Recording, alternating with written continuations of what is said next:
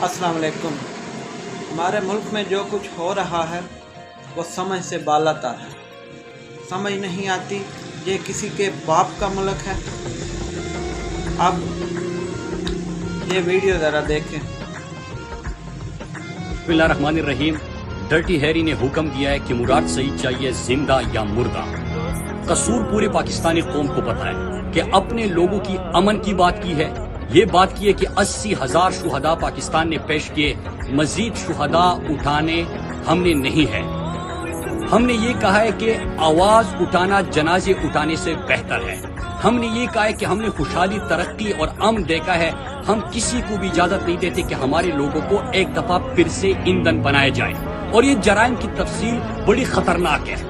मैं अपनी कौम को बताना चाहता हूं कि ये मुराद सईद को अगर रास्ते से हटाना चाहते हैं तो आपने रुकना नहीं है। आपने खुद फैसला करना है कि आपने खुददारी से जीना है। आपने हकीकी आजादी हासिल करना है। आपने अपने लोगों को और अपने पाकिस्तान को किसी की लड़ाइयों में और किसी के लिए ईंधन नहीं बनाना। और मैं इनको पैगाम देना चाहता हूं जो ये हुक्म देते हैं कि चाहिए जिंदा या मुर्दा, तो उनको मैं ये बताना चाहता हूं कि ये पाकिस्तानी कौम है।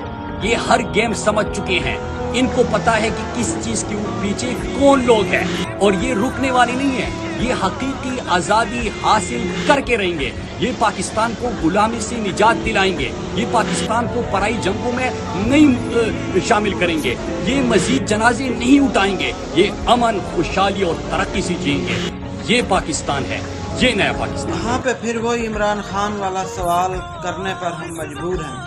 यार हम कोई गुलाम हैं? जैसा तुम कहोगे वैसा होगा। तुम्हारे बाप का मुल्क है।